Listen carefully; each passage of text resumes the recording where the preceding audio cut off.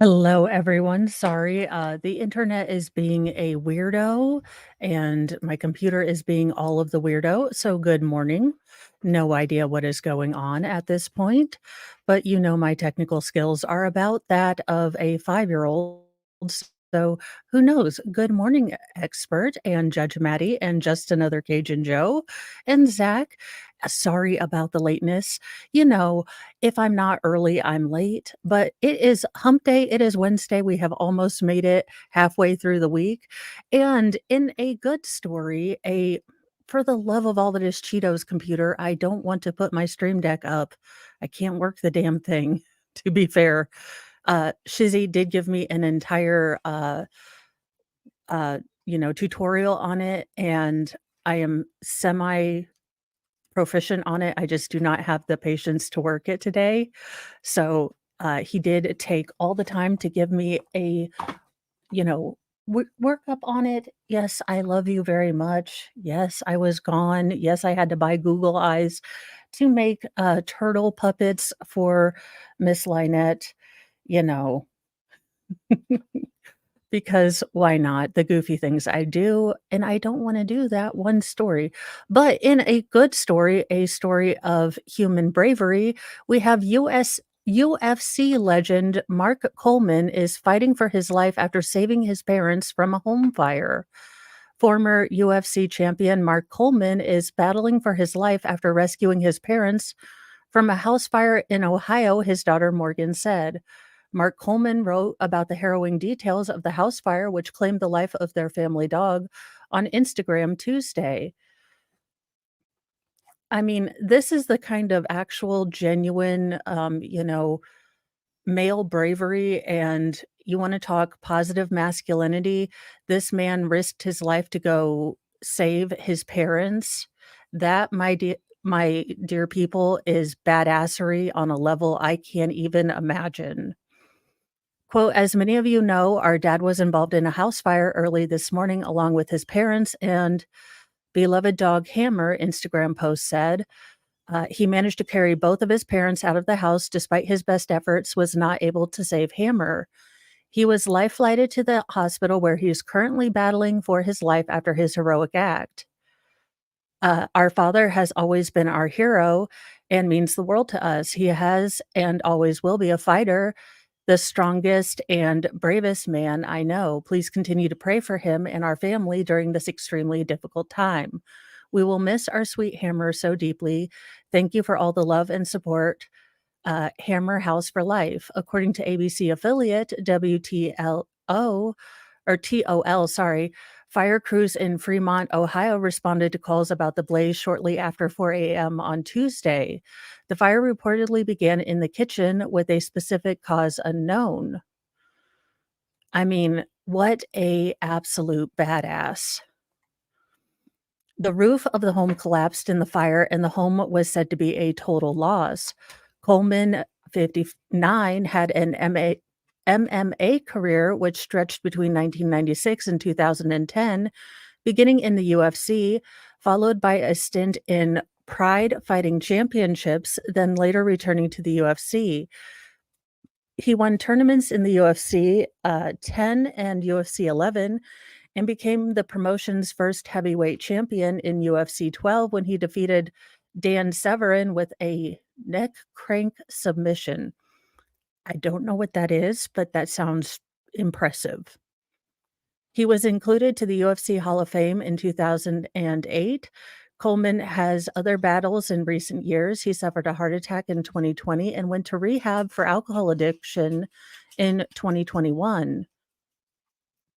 According to USA Today, he has, quote, since used experience to promote healthy living and sobriety on social media.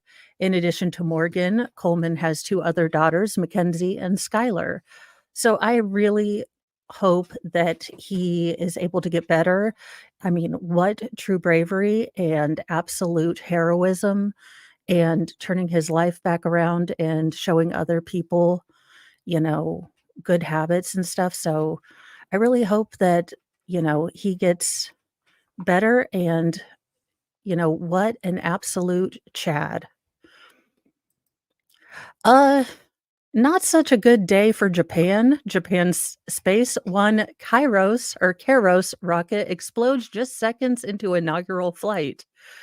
You know, not everyone's having a great Wednesday. Uh, a Japanese solid fuel rocket exploded mere seconds into its inaugural launch in a major setback for the country's quest to reach space as a private firm. Space One tried to become the country's first company to put a satellite in orbit. Uh, Helios, a 59-foot tall spacecraft, lifted off at 10:01 a.m. in the mountainous Kai Peninsula in western Japan on Wednesday, 5 seconds after it left its launch pad in the middle of the rocket let out a large explosion, and the unoccupied craft burst into a ball of fire and smoke.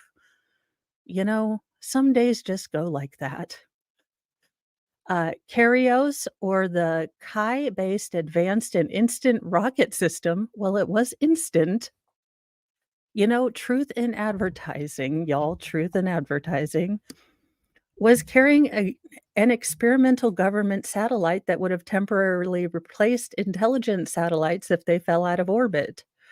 Well, I am of the opinion that governments need no more intelligence and that term is an oxymoron. Space One said it terminated the flight after launch and is investigating the flight data. I think it self terminated, if you're going to be honest. Debris from the explosion eventually fell into the mountain and sea below. The problem triggered the autonomous flight termination system. Shishui Kishimoto, governor of the local Wakayama government, said after briefed by local officials. Kishimoto did not clarify the problem that caused the flight termination system to be activated. Carios was designed and built to be highly automated, which included the flight termination system. A crew of approximately a dozen workers was required to staff the nearby launch control center. Oh, thank you so much. I have no idea what a neck crank is, but it sounds like something a chiropractor would do, which is why I'm afraid of them. Chiropractors creep me out. I'm sorry, something about that crack. Look, y'all, I know some people swear by them. I know some people swear by them, but they freak me out. I fear look, I am born the most neurotic person ever, and I would be that one person that would come out of there a quadriplegic. I just know it. I'm the world's worst, look, like, I am the person that checks their toilet every day since I watched, frickin' Arachnophobia, just to make sure that, the bananas I bought didn't have one of those freaking killer spiders in them that, decided to take a walk through my house and end up in my toilet. Look, I have seen Final Destination, and I have done said some irreverent things. I will not be taken by some shenanigans. No injuries were reported near the launch site, and a fire that broke out from the explosion has since been extinguished. Space One was created in 2018 from an integration of several companies, including Canon Electronics, Engineering Corporation IHI, and the State Backed Development Bank of Japan. Squid pro quo, I'm telling you, that is why I don't do that. I and I know some people swear by them. That's why I tell everyone you make your own choices and that I am an anxious worrywart weirdo that, goes to the, weirdest places with my worries. So I do not. I simply have the weirdest worries and I'm like the 1% of the 1%. Also, you guys, glitter cup. My ADHD is so on point today.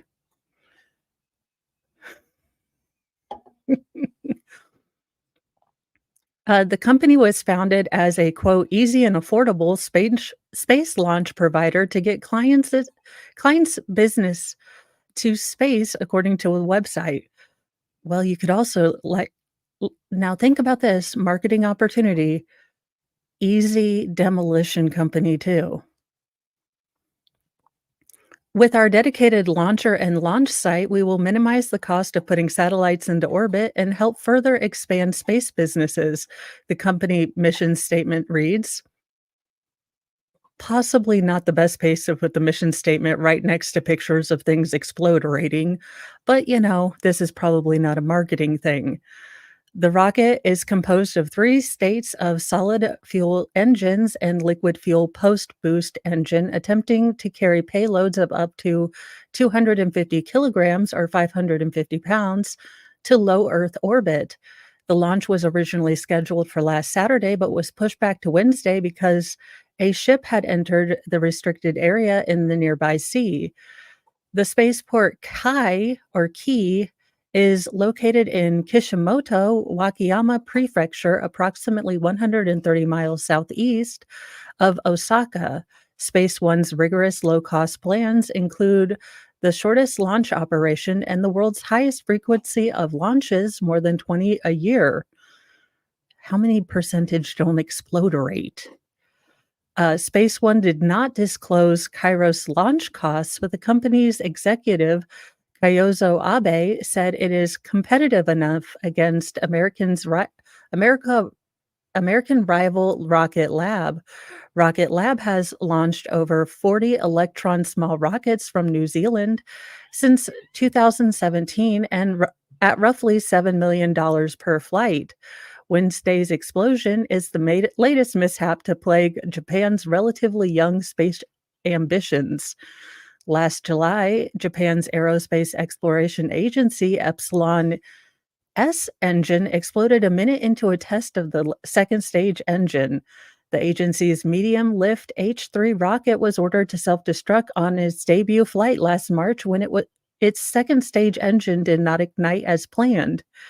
The H3 is scheduled to deliver 20 satellites and probes to space by 2030.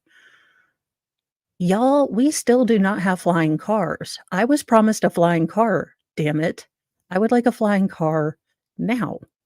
Or at least a Rosie the robot to do all my cleaning. We get a stupid Zumba robot? Y'all, we have been cheated and deceived. We could have got a robot Rosie who is snarky and did like all the laundry, told our children off for not doing our homework, and, had snarky comebacks. I mean, seriously, y'all, we have been let down. The agency has seen its share of victories, landing the first lunar probe on the moon January 13th, but it took over a month to reestablish connection after it tipped over upon landing. When the smart lander for investigating the moon touched down on the lunar surface on January 13th, it made Japan the fifth country to put a probe on the moon. Allegedly. So Cynthia Williams, I think that we are essentially ringed with space junk, but I do think that there's kind of an attrition rate since um, the satellites eventually fall out of orbit. So what goes up must come down, but I don't know how many are actually coming down unless they engineer them to come down in waters, far away from people, so it's not like we notice them as much. I don't know. As a non-mathologist, I have no idea, but I would think that it would be, who knows? In the Walmart, Crown of Thorns kook gets collared. March the 6th, a man wearing a crown of thorns and carrying a piñata, yes, I read that right, carrying a piñata, menaced an elderly woman as she walked to work yesterday morning, according to Florida cops. Well, we've solved the riddle to this mystery as to what in the Walmart is going on here. Florida man. Cops who say the suspect denied accosting the victim, claiming he was only, quote, singing and dancing to his leprechaun song, end quote. As alleged in an arrest report, Ruth Bullard, a 74-year-old realtor, called 911 to report that the man approached her and began, quote, screaming at the top of his lungs, end quote, a series of horrible profanities. I would like to hear those profanities. Bullard said the encounter left her frightened to death as she recounted the 10 a.m. incident. What a jerk face. First of all, we are not mean to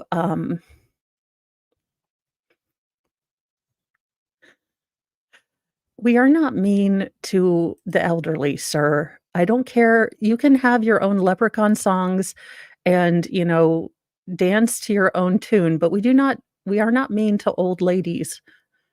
Even if they're mean, we are not mean to them. As she recounted the 10 a.m. incident, police noted Bullard appeared to be emotionally distraught and began crying. Cops identified the suspect as Gregory Zoff, 37, a notorious Hobe Sound nuisance who has an extensive criminal history that includes battery, trespassing, harassment, disorderly conduct, and street pharmaceutical charges. Are we shocked? After being read his rights, Zoff told deputies he was, quote, singing and dancing to his leprechaun song and continued to repeat he was just singing. Zoff was thereafter arrested for disorderly conduct, a misdemeanor, and booked into county jail on a $150 bond. Last week, Zoff pleaded no contest to threatening workers and customers at a Hobe Sound deli. The victims, cops reported, had declined to give the panhandling Zoff any money. Pictured above, Zoff was sentenced to time served in custody following his January 29th arrest.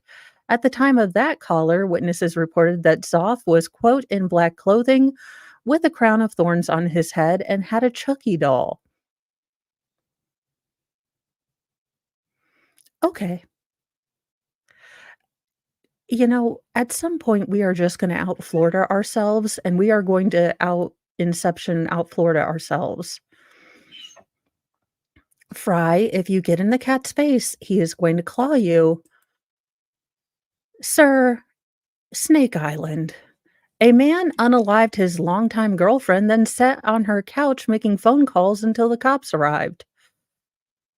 Well, I mean, I guess he wasn't fleeing, so that's one less charge. A 57-year-old man in Connecticut will spend the rest of his days behind bars for unaliving his longtime girlfriend, uh, perforating her before sitting down on the couch, calling people to tell them what he had done. Well, sir, we've had this talk before, and it's not like I want you to get away with for this crime, but we don't call people about our crime. We don't do a crime, first of all. Don't do a crime. But we don't call people about our crime. We don't, run from our crime. We don't write down our crimes. We don't post our crimes. We don't videotape our crimes. But okay.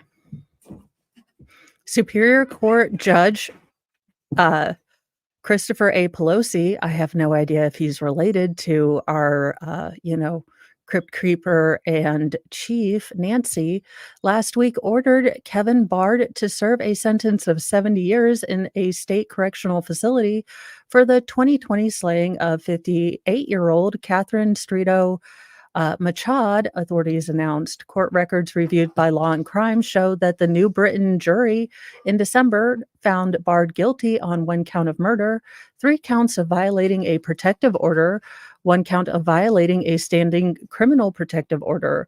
Pelosi sentenced Bard to 50 years on the murder charge, 10 years on the violating the protective order, and 10 years. Fry, you are going to get your butt kicked.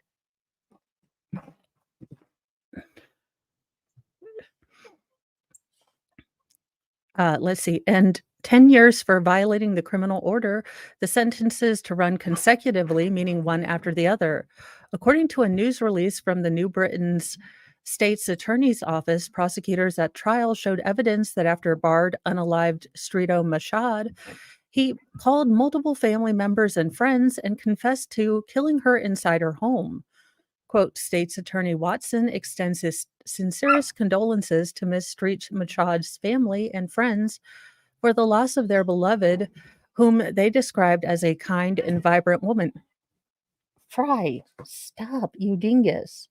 The cat does not want to play with you. 1 second. Fry, leave the cat alone. For the love of all that is holy. Let's see. This was a senseless, horrific crime, and we're grateful for the ability to seek justice on behalf of Miss Streeto Machad and her family, as well as the people of the state of Connecticut, who have all too often witnessed the deadly consequences of domestic violence. According to court documents contained by the Hartford Courant, Bard had been charged and convicted on charges of DV several times prior to the fatal conflict and was prohibited from being near Streeto Machad when he unalived her. Authorities were first notified about the attack by one of Bard's friends who called 911 and reported that Bard had just called him and said he unalived Streeto Machad. When officers arrived at Streeto Machad's home on Vance Drive, they reportedly found Bard sitting on her living room couch talking on the phone. Like, no F's given, sir. What the actual hell? Yes, I cannot get the extra cam to work this morning. It is all the Wednesday today. He was just making other phone calls, maybe making an Uber order. They're not going to have Jimmy John's in prison. Just, sir, could you have maybe like a little idea of the gravity of what you took from other people? Authorities said they found Streeto Machad in her bedroom suffering from a single stab wound. She was pronounced dead on the scene. Arresting officers reportedly said that Bard was unemotional and showed no remorse after the fatal attack and emphasized that he appeared intoxicated. Eh, you know what? You're going into a cell with Daryl Brooks for 10 years. And then Joel Guy for 10 years to be run consecutively. In another Japan story, I love how sometimes these stories kind of run together for no reasons. I just pick them.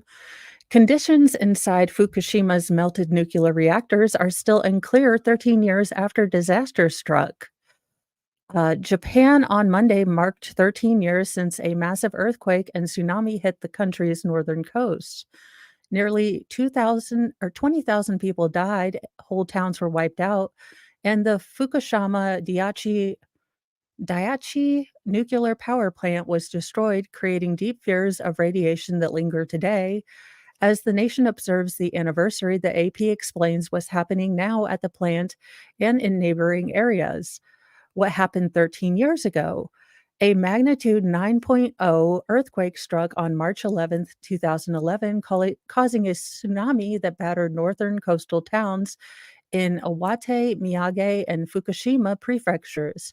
The tsunami, which topped 15 meters or 50 feet in some areas, slammed into the nuclear plant, destroying its power supply and fuel cooling systems and causing meltdowns in reactors 1, 2, and 3. Hydrogen explosions caused massive radiation leaks and contamination in the area. The operator, Tokyo Electric Power Company Holdings, said the tsunami couldn't have been anticipated. Government and independent investigations and some court decisions have said the accident was a result of human error, safety negligence, lax oversight by regulators, and collusion. Japan has since introduced stricter safety standards and at one point shifted to nuclear energy phase out. Prime Minister Fuyama Kishida's government reversed that policy and has accelerated restarts of workable reactors to maintain nuclear power as a main source of Japan's power supply. A deadly January 1st earthquake in Japan's northern central region destroyed many homes and roads, but didn't damage an idled nuclear power plant, or idled, sorry, nuclear power plant. Even so, it caused worry that current evacuation plans that solely focus on radiation leaks could be unworkable.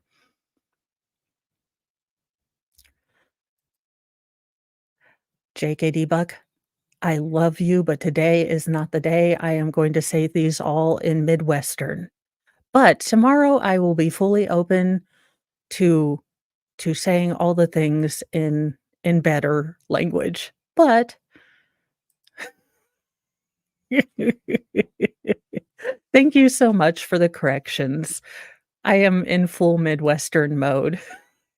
I hate when technology doesn't work and when Fry is in a cat worrying mode because he definitely feels like the cat is his gonna be his best friend. What happened to the people in the the nation marked a moment of silence at 2:46 p.m. Monday with Kishida attending a memorial at Fukushima. Yeah, it really is very, very sad, and the loss of life was just astronomical. I mean, it's not as big as some of the things that are happening now, but 20,000 people, that's just amazing. About 20,000 of the more than 160,000 evacuated residents across Fukushima still haven't returned home. Decontamination work before the Tokyo Olympics, meant to showcase Fukushima's recovery, led to the elimination of some no go zones, but they remain in 7 of the 12 towns that have been fully or partially off limits. In Futiba, the hardest hit town and co host of the Fukushima Daiichi plant, a small area was opened in 2022. I am not home base, you two. About 100 people, or 1.5% of the pre disaster population, have returned to Stop now, or forever hold your peace. Fry. Nope. The other host town, Okama, which along with Fabuta sacrificed parts of its land to build an interim storage site for nuclear waste gathered from the decontamination, has seen 6% of its former residents return. Annual surveys show a majority of evacuees have no intention of returning home, citing lack of jobs, schools, lost community, as well as radiation concerns. Residents who have raised radiation worries or linked it to their health problems have come under attack for hurting Fukushima's reputation. The disaster hit towns, including those of other places, have seen sharp population declines. Fukushima's governor, Masao Uchibori, said on NHK TV that a growing number of young people want to move to Fukushima to open small businesses or help in the reconstruction. He expressed the hope that more residents will return. What about the treated radioactive water discharges? Last August, Fukushima began discharging treated water into the sea and is currently releasing a fourth 7,800-ton batch of treated water. So far, daily seawater sampling results have met safety standard. The plan has faced protest from local fishers in neighboring countries, especially China. China has an issue like the crap ton of crap that China spews out in the air, water, soil, and everywhere else, and China has an issue, like, how else are we gonna get the three-eyed fish from The Simpsons, y'all? And to be fair, I trust the government of Japan that has a very, is an island, has an economy based on, fishing. I mean, not totally, but, a a big economy or part of its economy based on fishing. But yeah, China, Imma need you to sit down and shut the hell up, because you got a lot of splaining to do, okay? Which has banned Japanese seafood imports. Uh, Fukushima has struggled to handle the contaminated water since the 2011 meltdowns. TEPCO says the start of the process is a milestone, and removing the tanks is crucial to make space for facilities needed as decommissioning process. The contaminated cooling water is pumped up, treated, and stored in about 10,000 tanks. The government and TEPCO says the water is diluted with massive seawater before the release, making it safer than international standards. Despite earlier fears that water discharge could further hurt Fukushima's hard hit fishing industry, they have not damaged its reputation domestically. China's ban on Japanese seafood, which mostly hit scallops exporters in Hokkaido, apparently prompted Japanese customers to eat more Fukushima seafood. Sampling and monitoring by international atomic energy agencies have also boosted confidence in local fish. Good morning, Flash fan. I am doing great today. I hope you are doing well. Friberto, you are on fire today.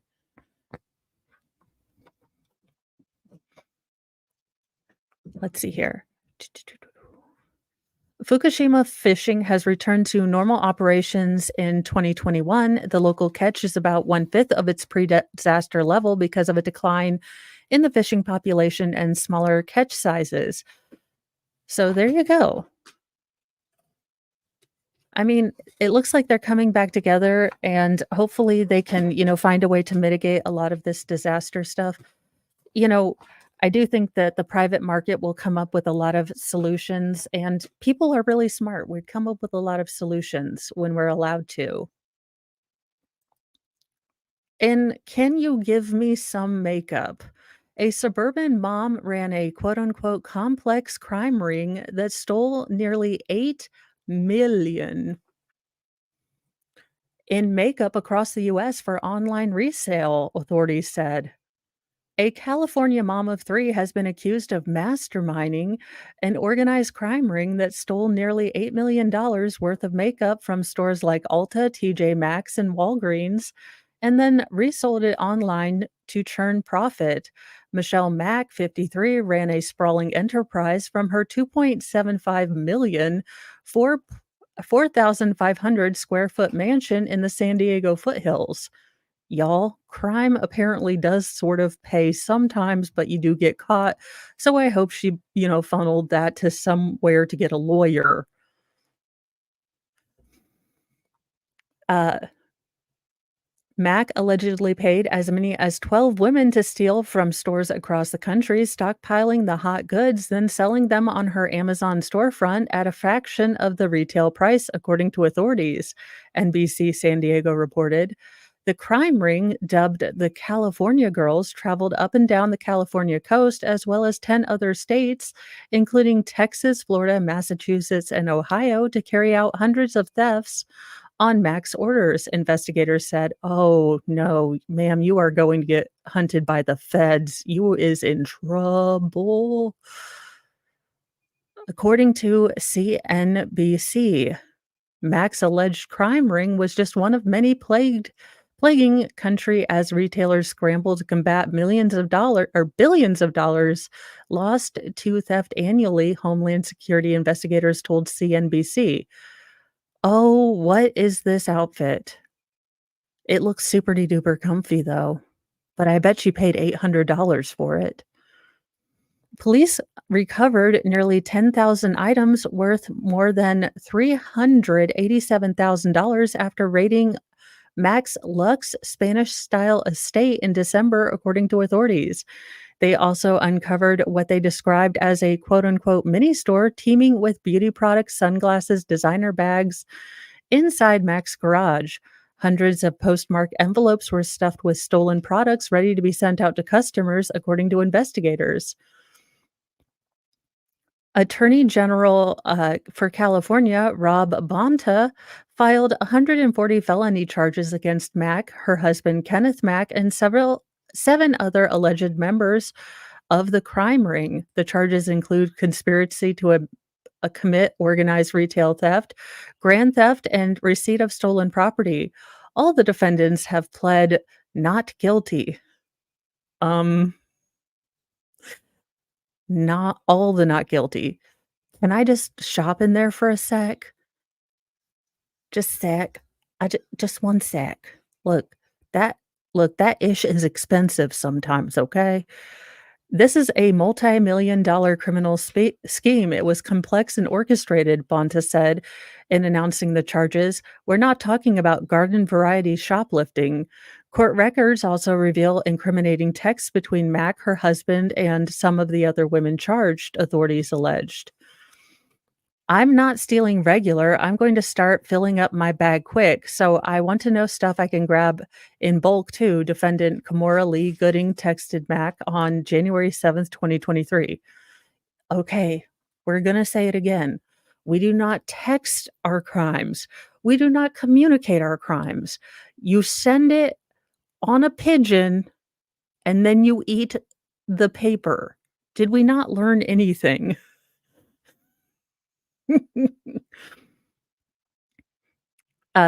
Days later, Mac texted her husband, "Even without Lancome, we still did well." He texted her, "Lots of orders, let's get shipping." Later in July, Mac text Lena Franco, another person charged in connection to the crime ring, asking, "Did you get some new girls? I really need products, so if you have anything, please let me know." Mac's group regularly stole from a variety of retailers like Sephora, Ulta, Macy's, Bloomingdale, Prada, Bath and Body Works, Victoria's Secret, uh, Luxottas, Sunglasses Hut, and Lens Crafters, prosecutors said. An Amazon spokesperson told CNBC it has a quote, zero tolerance policy for retailers selling stolen goods, and that it assisted with the investigation into Mac's alleged theft crew. The company added it's pleased the suspects were arrested because it sends a strong message that the sale of stolen goods has severe consequences. I'm just asking for a friend. What do we do with all the evidence, like once the case is done? Because I have a lot of characters. I use a lot of makeups. I'm just asking for a friend. Like, do you have, an auction where I can get all that makeup for cheap Ola? Look, I need help. In effing finally, Uvalde police chief, who was on vacation during the shooting, resigns after city report defends cops and leaves parents livid. Uvalde police chief, who was on vacation during Robb Elementary School shooting, submitted his resignation Tuesday, just, all the late. Less than a week after a report ordered by the city defended the department's response to the attack by outraged some family members of the 19 children and two teacher that were that were left to die. Let's be real honest. Uvalde Police Chief Daniel Rodriguez was vacationing in Arizona when a teenage gun. We know what happened. Uh, Fernando for Fernando Fernandez. Why would you do that to your kid? Fernando Fernandez. I mean, it'd be easy to learn to spell because you basically just learn the same name, or it'd be hard because you'd be like, which one's first? Anywho, tangent. A spokesperson for the department said the chief told officers that the decision to step down was best for his family. Uh huh. The resignation is effective April 6th. Quote, the city of Uvalde is grateful to Chief Rodriguez for his 26 years of service to our community, and we wish him the best as he pursues new career opportunities, Mayor Cody Smith said in a statement.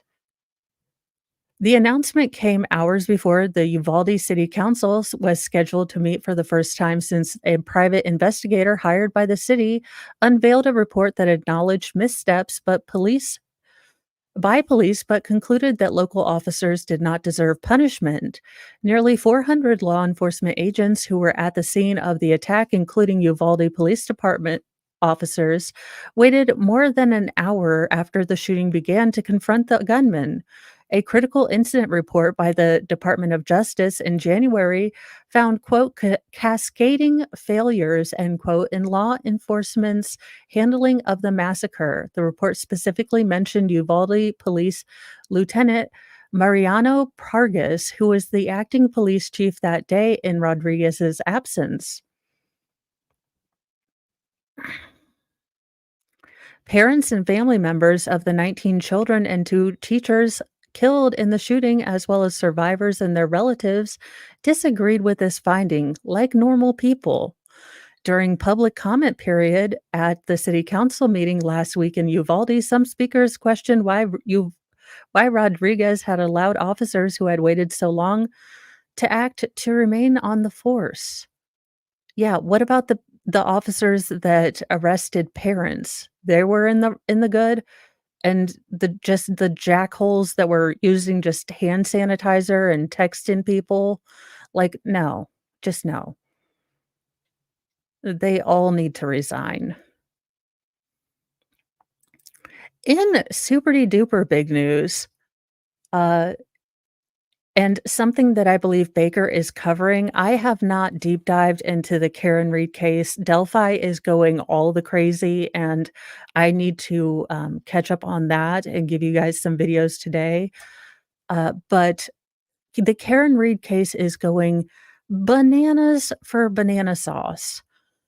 Such unethical conduct. Woman accused of fatally hitting cop boyfriend with SUV says prosecutors committed quote unquote unprecedented misconduct, ignored expert hired by feds. Karen Reed's attorney on Tuesday argued that the charges against her in the death of her Boston police officer boyfriend to be dismissed, citing what they called conflicts of interest between the investigator and witnesses. Her attorney, Alan Jackson, also revealed a potentially explosive tidbit. The federal investigators looking into potential corruption of the prosecutors and law enforcement in the case hired an accident reconstruction expert who concluded that John O'Keefe was not hit by Reed's car on January 29th, 2022. Jackson said that the expert believes that the damage on the car was inconsistent with hitting someone, and O'Keefe's injuries are not consistent with being hit by a car. Quote, in other words, the car did not hit him and he was not hit by the car, period, full stop, said Jackson while noting the feds, not the defense, hired the expert. The judge did not make a decision Tuesday on the dismissal and will issue a decision later. Oddly enough, that was not the only time a new piece of information was mentioned in the roughly hour-long hearing. Reed's request for dismissal centers on the close familial relationship and friendship between the investigators and the witnesses in the case that her defense lawyers say are actually suspects. Her attorneys also asked that the Norfolk County District Attorney Michael Morrissey be removed from the case because of a video he released to the media defending his case was prejudicial to potential jurors and violated professional standards of conduct. And I So you guys know the case. Allegedly, she dropped him off at a house party. They'd both been imbibing, and it was snowing. Allegedly, she backed into him. It's all fuzzy, you know, but it looks like he got the heck beat out of him in a freaking fight club. So, this is all the crazy. Turtle Boy has all of the issues. I mean, it looks like shenanigans and a dumpster fire. It really does. But those are the latest, big, giant things going on there. I encourage you to go look at Baker. He is doing great work keeping up on all of this. I think I have you going to Baker. Let me double check. Honestly, I am having the Mondayest day ever today, so I cannot remember things to save my life, y'all. Oh, good night, nurse. No, actually, I have you guys, it'll be a little bit so, you guys are welcome to go to Baker, but I do have you guys going. It'll be a bit of a wait, but as a reminder, Crime Spies is going to be doing trial coverage on Alec Baldwin's Rust stuff. So, I wanted to kind of promote Crime Spies. She does awesome works. Thank you, Debbie W., for gifting. Now I need to go back here. Doo-doo, doo-doo. I am a genius in my own mind only sometimes, and let me get a pin. No, I have a pin. I was on top of things today, only slightly.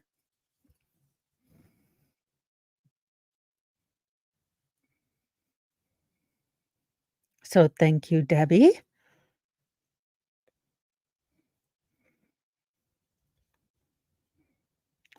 And of course, this pen doesn't work because it it is today.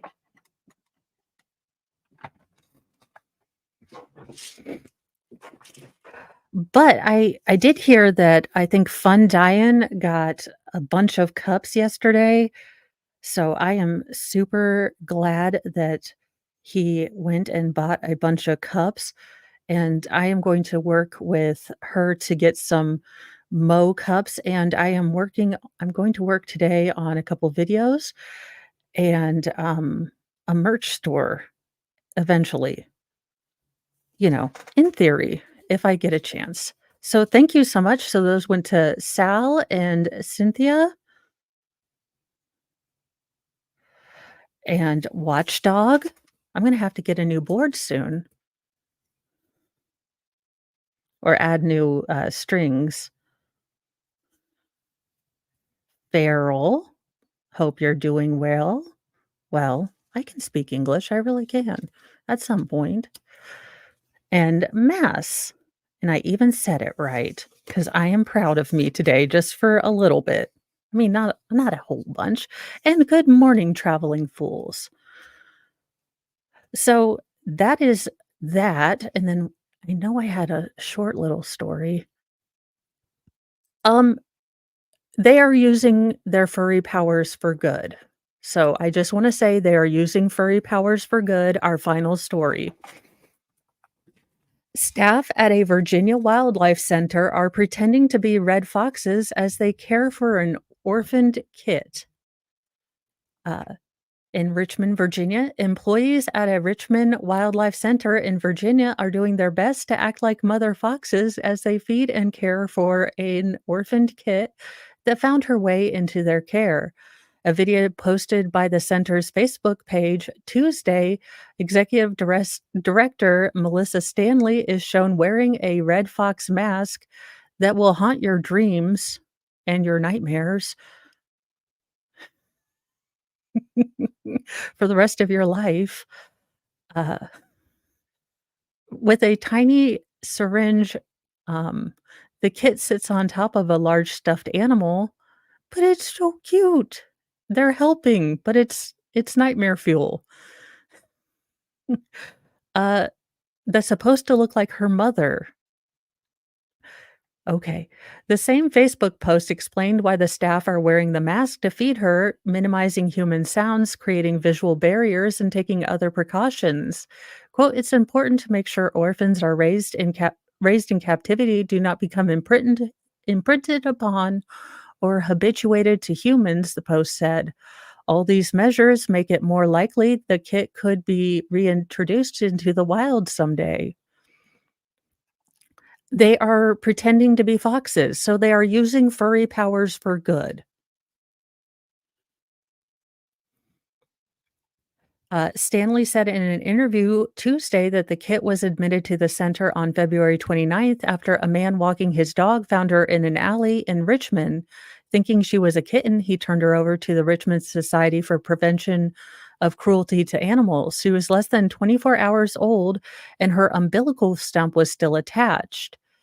Wildlife Center staff initially tried to locate the kit's mother and her den site so they could reunite them.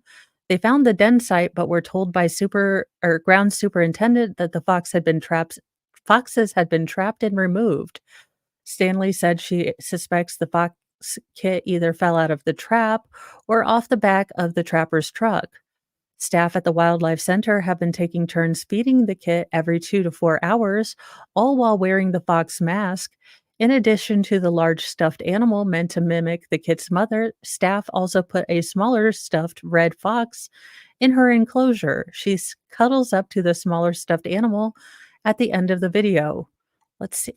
So you won't be able to hear it, but it's a baby. I look, this is why I would keep them all.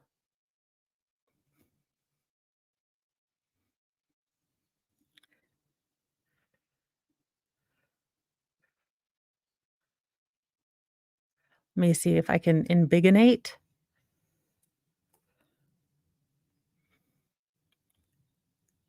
It's still nightmare fuel.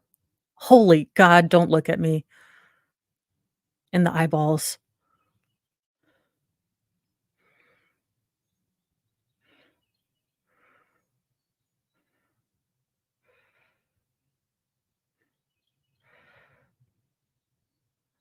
I mean, she's eating pretty good, but still, that mask has no, don't. Good God, that's the creepiest thing I've ever seen in my entire life, especially when it dead eye looks at you. Good God. The goal is to release the animals back into the wild, not only to give them a greater chance of survival, but to recognize their own species and to reproduce to carry on wildlife populations, Daniele said. To that end, the center immediately began looking for other red fox kits of the same age and weight within the rehabilitation community. Staff located three other kits in rehabilitation settings in Northern Virginia.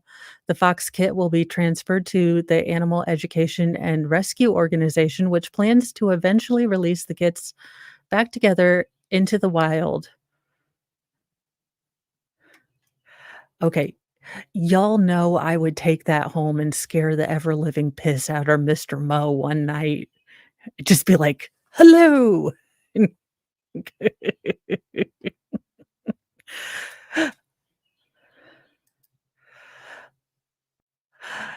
So, you guys, that is the show. I hope you have a good time.